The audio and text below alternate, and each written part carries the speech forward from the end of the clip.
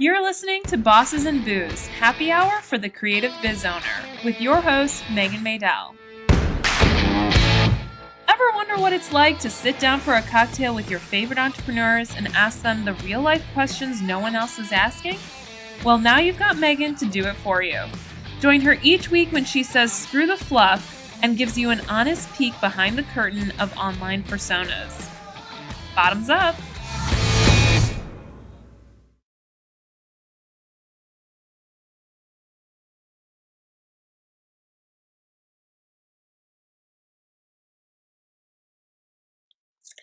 All right, hey guys, Meghan Maydel here with another episode of Bosses and Booze, and I'm here with Abby Herman, who is a dear friend of mine. She's a copywriter with Abby, her name, Abby Herman, and her guilty pleasure is candy. She loves Sprouts gummy bears and anything with chocolate and caramel, right there with you, and beer, also right there with you.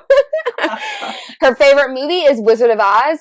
That's my favorite movie too. Oh, really? Yes! And she's drinking on a Goose Island IPA beer, which perfectly complements, I feel like, the fact that I'm on my third glass of wine for the day. So let's just, get it done, make it happen. So thank you so much, Abby, for joining us today. Let's kick it off drinking game, guys. Clearly already on my third glass of wine. Drinking game, the word is writing because Abby is a copywriter. So anytime you hear the word writing, take a sip from whatever it is that you're decompressing from your day and sipping on. However, again, legally required to say this, do not drink and drive. Do not then go drink and operate like a machinery, vehicles of any kind. In fact, I don't recommend sending out client emails after this point or anything along those lines. Just don't do it. It's not a good idea. So that's the word today. So Abby, tell us, how did you get to where you are now? Like, give us a little bit of a preview where you started and how you ended up with the business that you have right now. What kind of led you to this point? Well, so I was an elementary school teacher, and I didn't say the word yet, but you're drinking. Oh, I'm going to be drinking the entire time. So I was an elementary school teacher, and if you know anything about teaching, teachers do not get paid enough at all, especially in Arizona. So I'm a single parent, so I decided that I needed to make some extra money, and I didn't really have the wherewithal to leave the house and go do a job outside of the house after I'd been teaching all day and away from my daughter. So I started doing some freelance writing. I was doing some curriculum work for a couple of publishing companies, and I did some freelance writing for a website development company that worked specifically with schools. And it just kind of snowballed from there. That was back in 2007 when I started doing that. And it kind of grew from there until the day where I said, done with teaching, done with the drama, done with all the crap that goes along with teaching. I loved the actual act of teaching, but all of the top-down push, all of the politics was just not for me. So I quit in 2013 and had that, oh my God moment where, what am I going to do now? I have no job and I have a child and a household to support. So I just kind of evolved from there. So I've been in my business full-time since May of 2013, and just growing every year. It's great. So 2013, what led to that decision that you were like, okay, you know what? This is the decision we're going in. I'm jumping in both feet. We're making this happen whether we like it or not. I talked about it for a few years, and I think my friends, my teacher friends, were really sick and tired of hearing me talk about quitting. Every year I was like, I'm done. I'm not coming back here. I'm done. And I don't know I don't remember the exact thing that happened, but something happened at school, and it was like this light bulb thing. It was like this click where I was like, I'm done. I can't do this anymore. It might have been another one of those meetings at the last minute, and oh yeah, the meeting's going to be until 6 p.m. where I had to go pick up my daughter from school. I was having she was in fifth grade at the time. Her teacher was keeping her after school. She was a friend of mine, so her teacher was keeping her after school so that because I had nobody to pick her up, or, I mean, it was a mess. So it was just, I needed to be home. I needed to be there for her. And it was just like this click, and I was like, done. And like literally the very next day, I turned in my letter of resignation, which happened to be the day that our contracts for the following year came out. And somebody from the district office came down and pulled my contract. After they got my my resignation, they came and pulled my contract. So it was really like this oh shit moment where I really don't have a job. Like I'm done. In May, I'm done and I have no job. So it was like I have to make this work. And yeah, and then just like I said, just kind of spiraled from there. Spiraled in a good way from there. Holy shit. All right. No wonder you're so good at writing. Oh, there it is. Oh, man. Yeah, found a way to work that in.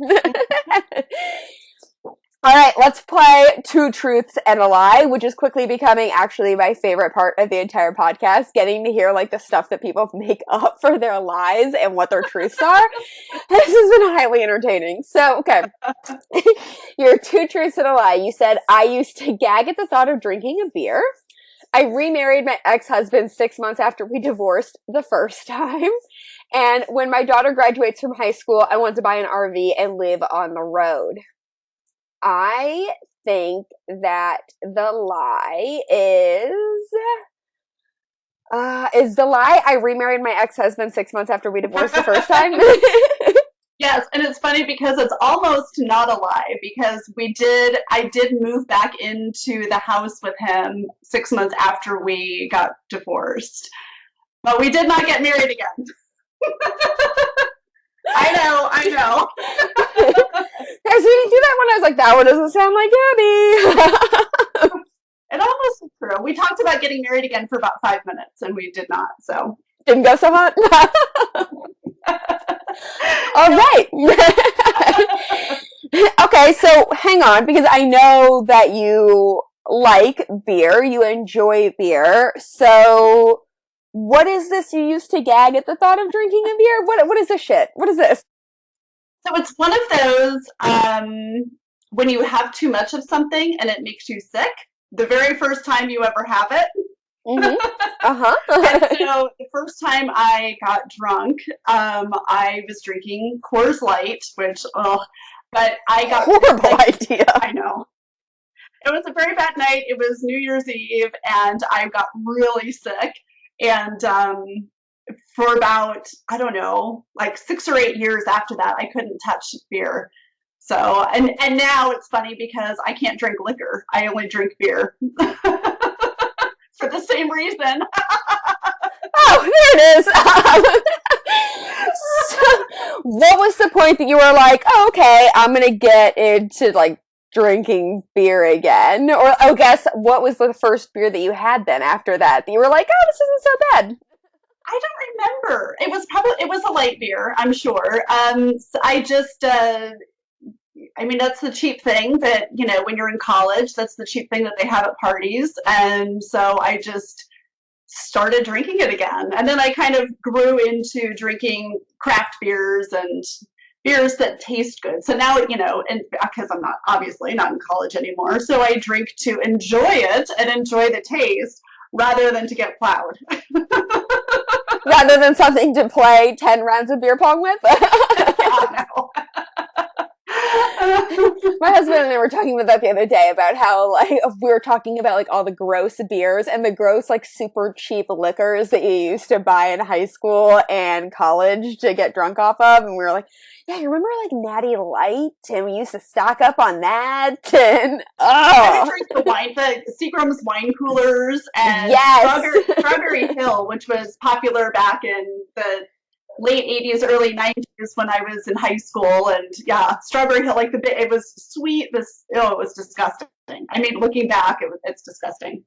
Sorry. This is my friend. Hi.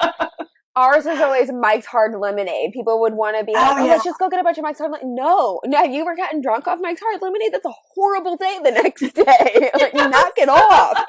No. Yes. That does not taste good. So when your daughter graduates from high school, you want to buy an RV and live on the road. Where are you going to go first? I'm going to live in her dorm parking lot. Does she know this? I told her that's what I'm going to do, and she's like, Mom, you can't do that. And I'm like, yeah, I can. Nobody will know. No, Mom, you can't. I mean, I think she thinks that I'm seriously going to do that. But I don't know. She's all over the place with where she wants to go to college. And so I don't know. I mean, I never traveled when I was young. Like I was into the, out of college. Okay, I'm going to get married. Okay, I'm going to have kids, a kid. But I never traveled. I never did a lot of stuff. So I guess I should, start writing about that, right? What? So I just, it would be something I can work from anywhere. So why not? Hey, I'm right there with you. I keep playing with the idea of an RV, and what's actually the reason why I won't do it is because then my husband explained to me like the whole bathroom situation. He's like, "That's not like no, that's not going to work for you." I get where your head's at, but like, no, we're not. No. Yeah. And once I got through all that, I was like, oh, not for me. No. How old is your daughter? 14. She's 14. A freshman this year. So you got 4 years left. Yes. I know, it's so scary. And then I'm an empty nester. Jeez. An empty nester with a sweet RV that's driving all over the country. That's true. Seeing whatever she wants to see. Yeah, I just think it would be fun to, just cruise around. I mean, so I live in Phoenix, and it's miserable here all summer, and until the middle of October, it's terrible. The weather, it's just so. I mean, you were here in August. It's so hot, and we have all those scorpions that I know that you love. So much. Yeah, learned about the scorpions while I was there. Not into it. So I just, why not take off? I could be a snowbird in my 40s. I'll be a 40-something snowbird. But that's what we call the retired people who come to Phoenix in the wintertime, we call them snowbirds. So they come live here all winter, and then they go back to wherever it was snowing when it gets warmer, back up north or whatever.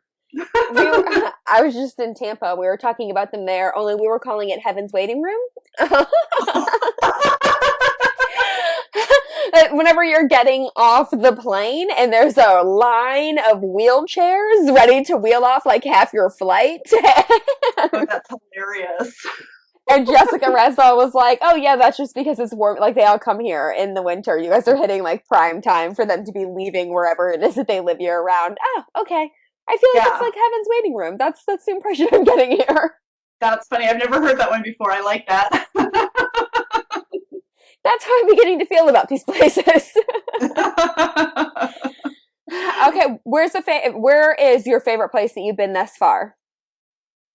Right after college, I went to Australia. I spent 2 weeks there, and I would live there. I would live in Sydney in a heartbeat, but it's a little far. I don't like to fly, so it's a little hard to go back and see family if I lived in Australia. Yep, all bet.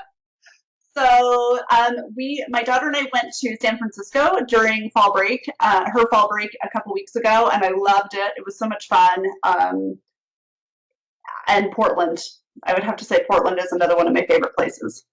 I haven't been to Portland yet, but I keep hearing that it's just the right kind of weird that I need to go check it out. Okay, it's beautiful. It's green. It's cool. It's kind of the opposite of Phoenix. So I could be in. I hear there's no scorpions, so. Yeah, I don't think there's any scorpions, and they have a lot of good breweries too. So when we went, it was somebody I was dating, and I went, and not my daughter. But we did the brewery hop where we checked out all the breweries up and down downtown, and it was a lot of fun. Have you been to Asheville? No. You need to go to Asheville. Okay. You would love it. It's hardcore brewery central, and they have I only know because my husband plays soccer. He used to play professional soccer, now he just plays in rec leagues, and they do it's called the Beer City Cup every year for a Labor Day weekend. Oh. and they give like it's nonstop beer fest for the people who are playing. But they have a ton of breweries there. They're big on it all over the downtown area. They're also big into like nature and physical fitness, which we know you're into because you're apparently running a 55K for some reason. I blame the beer. Not sure the fuck that's about. How does one be like, oh, 55K? Yeah, that sounds like a good idea. I'll sign up for that. It's well, so I've done 100K. Why? It's these people that I'm friends with. They're a bad influence. You need better friends. I know they want to do these stupid races, and yeah, I don't know.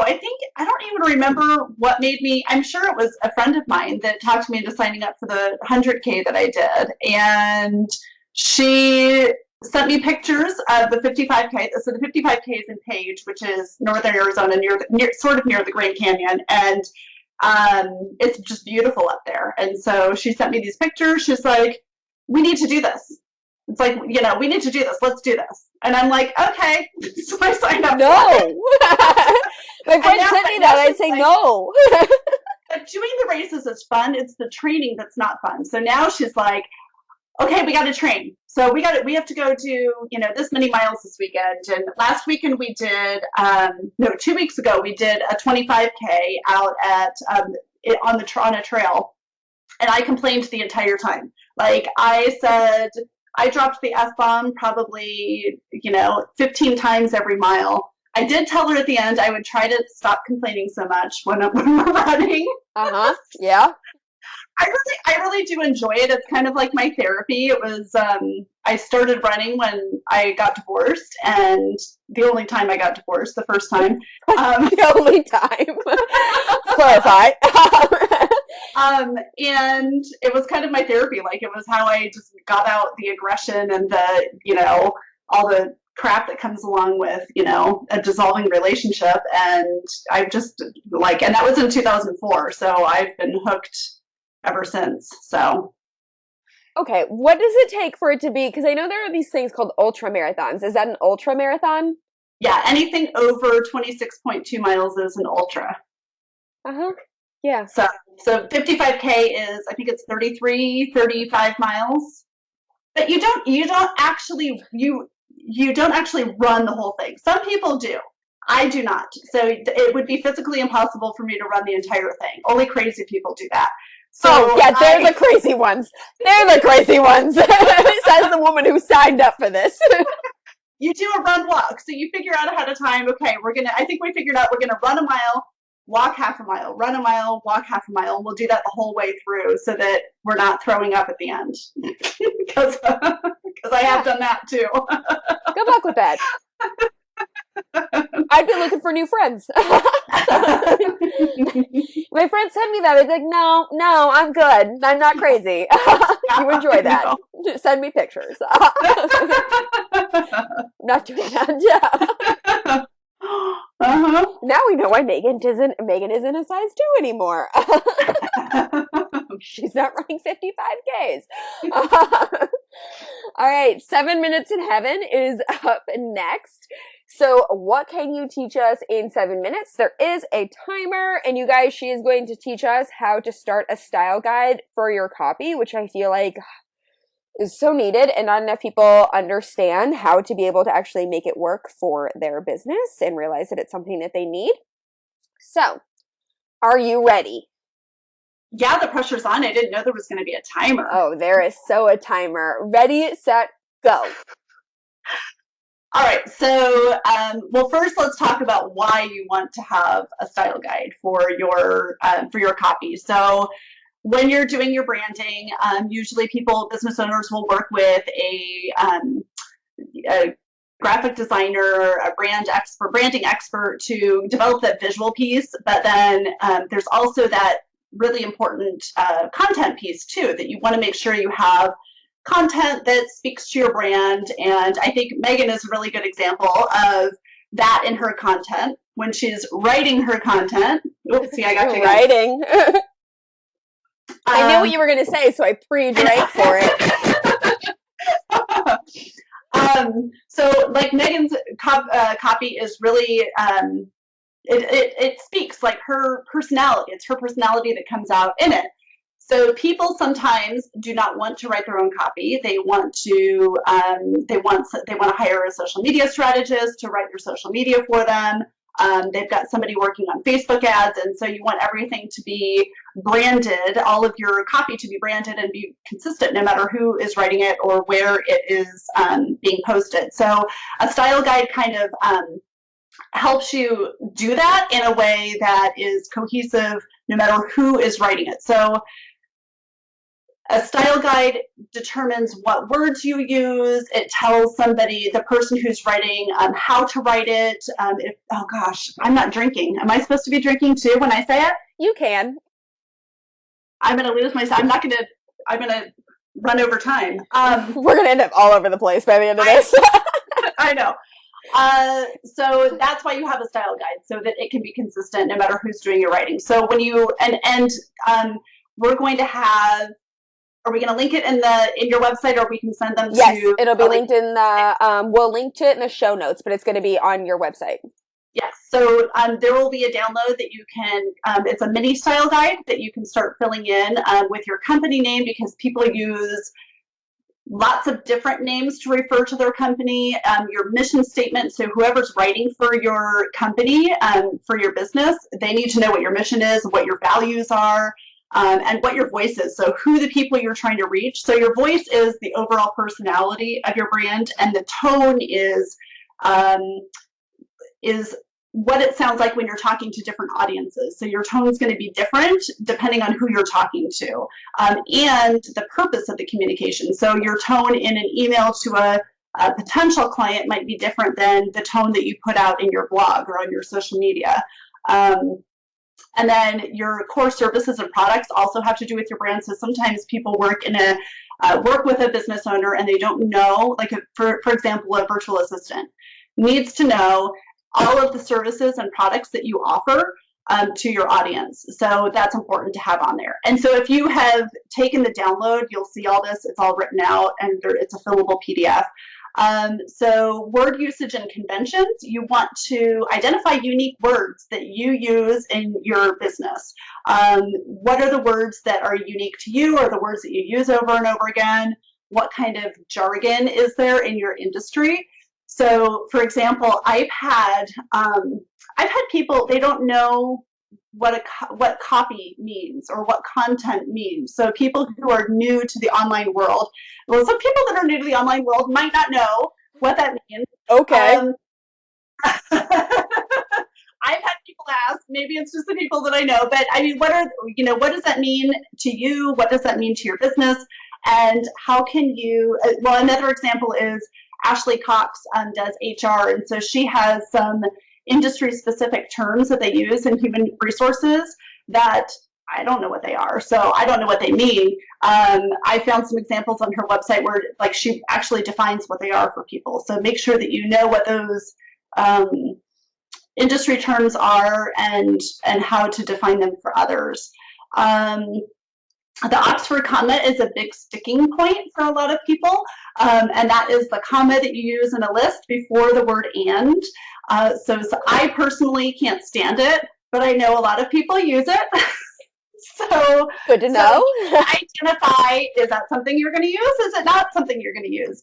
And then content point of view. So are you talking in the first person or in third person when you're writing on your website? So I'm the main point of contact for my audience, and so I always use I, but someone else who has a team might use we in their copy. So identifying or just not use that, or using third person, which is not using I or we at all. It's talking to, like, customers get XYZ when they purchase XYZ or something like that. And then, of course, you need to identify who your audience is, who your current clients are. Might not be your ideal client. So I know for me, when I was first starting out, I was not working with my ideal clients at all. It was about, because I was like, oh my God, I have no job now. So it was about me just making money and actually, getting, it's like, seriously, honestly, that's what it was. I needed to make money. I worked with anybody who would hire me at that point. And so that's not the case now. So I'm not gonna just work for anybody now. So who are your current clients, and then who are your ideal clients? Who's that target you're really looking for? And then a lot of times we have a sub audience, so we have another group of people that we try to target who are not necessarily clients, but they're people we're either trying to attract, or they're people we're that we just like to communicate with and to be in communication with. You need to know what your problems are that your audience has and how you solve them. And then if you're looking at the downloadable, you'll see the last page talks about where and when we communicate. So all of the different places that you post content: Facebook, Facebook groups, Twitter, Pinterest, Instagram, videos, traditional emails, blog posts, all of those. And then why do you communicate in those places? Because it's probably different. Facebook groups, a lot of people communicate there to connect with one another, and to build relationships. You might communicate email marketing to sell something. And then how often are you communicating in those ways? And so when you put all that stuff together, and so this is kind of a very condensed mini style guide. Am I out of time?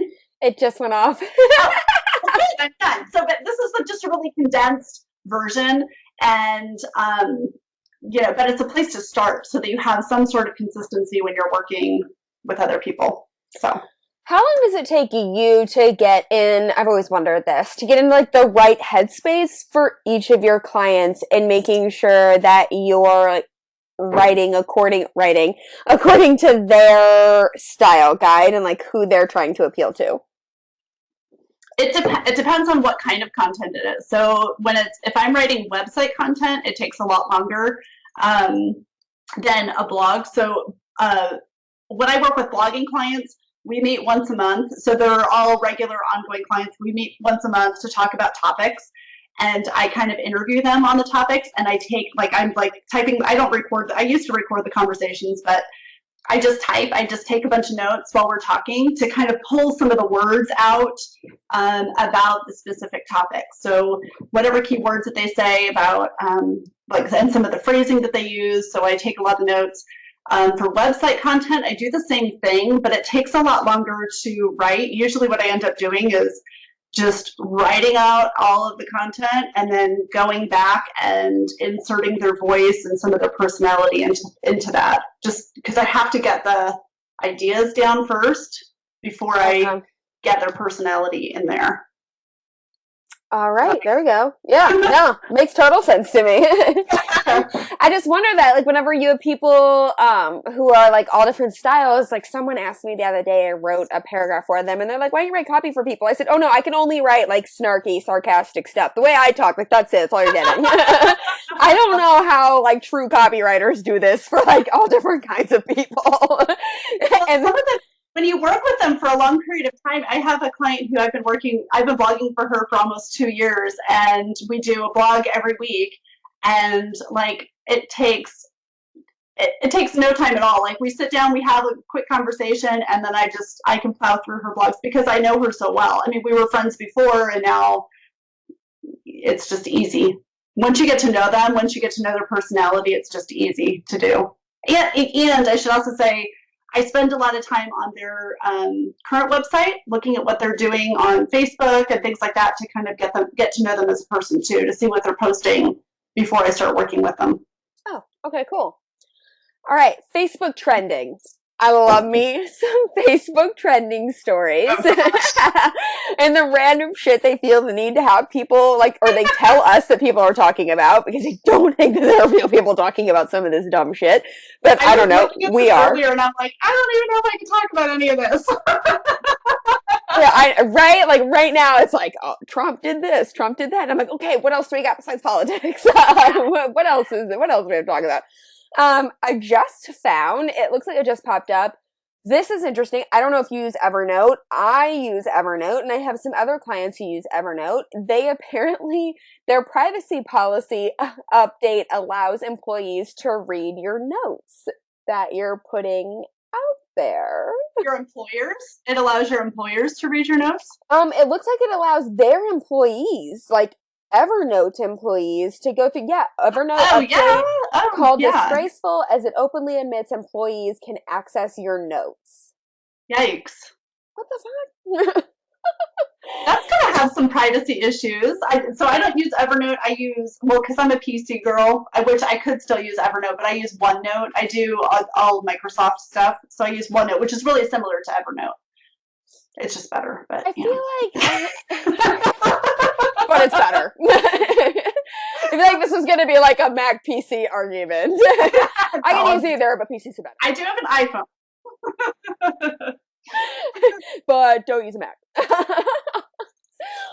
feel like this is just going to become more and more of like a bigger deal as we continue to all be connected to each other, because we're connected 24/7 to each other anyway. And really, I mean, I know people who are so paranoid that they will keep tape over the camera on their computer.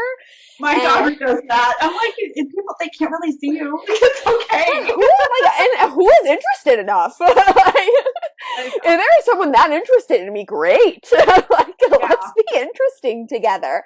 But the fact that this is an actual update that they just made, so clearly someone read through it, like a lawyer or whoever it is that created it, and no one was like, I think some people are going to be pissed off about this. Like, this probably isn't the best idea. Well, you think about it like the gamers, people who play video games and stuff, and they do it online, and there's the camera that's sitting by your television, and, I'm sure people can hack into that. And, my parents have a place up north, and they have a camera, like a Wi-Fi, enabled camera sitting outside their house so they can see if it's been snowing or not. And, I'm sure people can hack into that. People are everywhere. It's just, it's kind of scary, but I think as long as you're not doing anything, it's not right. It's not okay for them to be spying. But if you're doing something illegal, then, that's your bad. You're kind of asking for it. Yeah. Not that I think it's okay, but what are you going to do? Not to talk about politics, but I kind of, during the election, I kind of, was like, okay, well, this is my space. This is what I have control over. And that's it. Why get all bent out of shape and pissed about something when I can't, yes, I'm going to stop talking right now. Before we go too far down that path, next topic.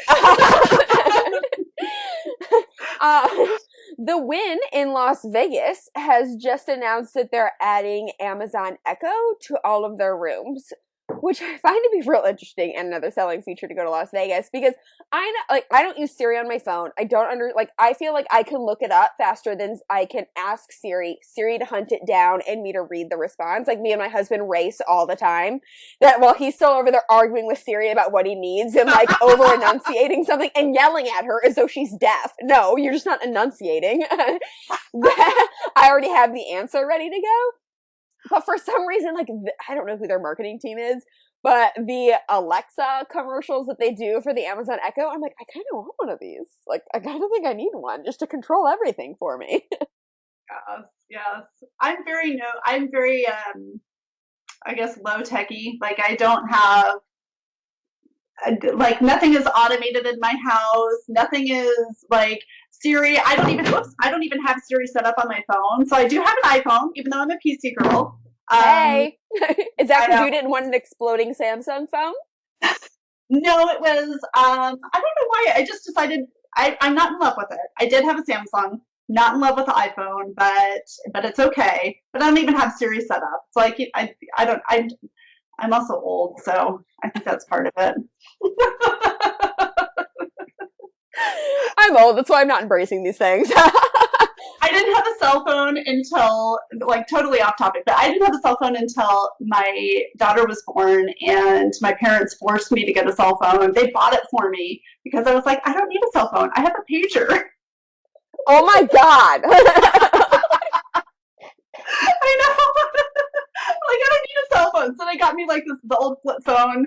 I lived like way out in the middle of nowhere when she was born, and they're like, no, you need to have a cell phone so that, we feel safer about you driving home at night. And so they got me a cell phone and paid for it for 2 years before they were like, okay, it's your turn.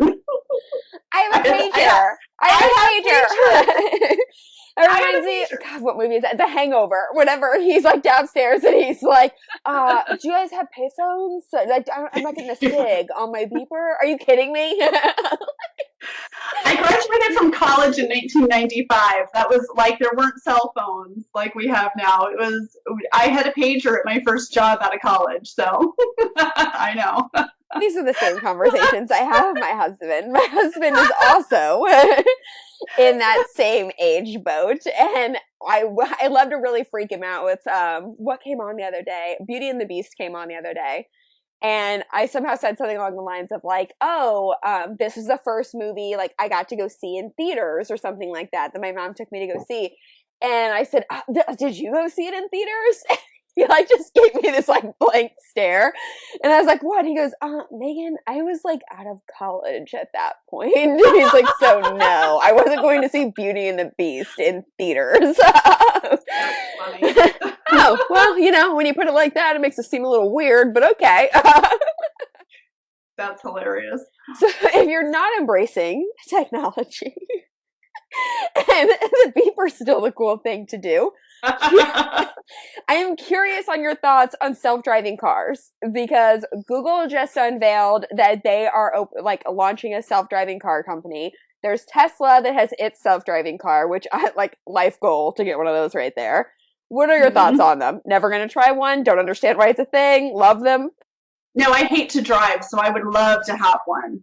You are the second person I've talked to today that hates to drive. I do, and you have to have a car in Phoenix. I would love to live someplace where I don't have to have a car. You have to have a car here because it's like this urban sprawl, all over the place, or suburban sprawl. I think it would be pretty cool. So I actually heard on the radio today, the governor of Arizona, we have the test cars are here in Phoenix, and so he got to drive one or ride in one or whatever you do today or yesterday or something, and so he was talking about it on the radio, which was kind of cool. Like, he's like, I felt really safe, which I'm sure Google paid him to say that. Oh, for sure. But yeah, I would do it. I would totally do it. I would get one. I'm sure they're probably way out of my price range. I'm in the market for a new car in the next 2 years or so. So we'll see. I don't know if this is true or not, but I think that the Tesla earlier this year announced their a more economical car, which is like a nice way of saying cheap. That is like their $30,000 model, but I think that also comes with the self-driving technology. You can get in on that. I mean, I don't know that you'll be able to take it around the country with you. You can have to charge it up every 5 minutes, but I find it interesting that the chick who wants to buy an RV and drive all over the country doesn't like driving. I know, isn't that funny? I really don't like driving, but the thought of getting in an RV and driving around doesn't bother me. I don't like traffic, so I think things that waste my time, if it wastes my time, forget it. I don't want to do anything that wastes my time, even the slightest bit. So sitting in traffic is a waste of my time. Like, I don't want to have to sit in traffic. I love the fact that I can walk around the corner and here's my office every morning. I don't have to, I have to take my daughter to school, but so the whole traffic thing wastes my time. If I had a self-driving car, if I had a self-driving RV, that would be awesome because I could just lay on the couch and read, sit at the little table and work while I'm going from place to place. That's what Abby's gonna spurn on. Yeah. So that's why I don't like driving, because I feel like it's a waste of time. It's just wasted minutes sitting in the car. I mean, I can listen to podcasts, I can listen to the radio, whatever. I can listen to a book. But I just feel like it's wasted. Done. Like, that's what I don't like. Like, I'm driving constantly back and forth between Nashville and St. Louis, which is about a 5-hour drive. Then I'm like, I constantly, like, I find myself, the more often now that I have to do it, I find myself getting irritated that I'm like, there are so many things I'd be getting done in my business right now. Like, so many bits of client work, so many, like, products I could be creating, stuff I could be pushing out there, sales funnels I could be creating, that I'm like, this is driving me nuts. So like there's got to be a better solution to this, because I can't keep doing this for much longer. That it's just, you end up thinking through, and you can listen to all the podcasts, you can listen to all the books, but then I can't implement anything. Or I'm like, every 5 seconds I'm stopping to take like voice memos because I had a great idea. Then when I listen to them later, I'm like, what was I talking about? Right. Yeah, if I hear something really great, I need to write it down, or I need to pause what I'm doing and do something with it right away. Otherwise, that's going to go, I'm just going to forget about it. So please tell me you're writing a blog about this whole adventure thing. Oh, writing. About your whole RV adventure, because I'm willing to, I'm going, as soon as you buy your RV, I'm going to start throwing down bets with other people in our circle of friends with, how long do you think until Abby gets sick of driving everywhere? How long do you think until she starts cursing everybody out on her blog and she is over it? Well, so you think I should start a blog about? You need to document this process. You have got to document this entire process. Well, because I have to learn how to drive it too. Because I might not like driving because I'm not very good at it. Oh, and the truth comes out. There it is. I have a really heavy right foot, and so I've gotten a few speeding tickets, and I can't, I've driven a 13-passenger van before, and it's not pretty. I'm like, I can drive from here to here, but I can't park, I can't back it up, I can't do anything. So somebody else is going to have to get in and do that. So if you currently are listening and teach RV driving lessons, here's your ideal client. I need to get a commercial driver's license or something. I don't know. Abby is in the market. I have 3.5 years to figure it out, right? God. I have till May of 2020. That's when my daughter graduates. You might want to start looking now. I wouldn't push this off. I would not push this off. Let's get all the practice we can get in there. Yeah, so true. All right, well, it has been awesome getting to chat with you over cocktails, decompress from our workday, have a good time bitching about all the stuff that's going on in our lives, teaching us a little bit of things, getting to learn more about you. Tell everyone where they can find you, engage with you, interact with you, get more info from you, work with you, buy things from you. Where can all that happen? On my website. So my website is abbymherman.com with the M in the middle, because somebody else was already Abby Herman and I couldn't get it. That bitch. I know.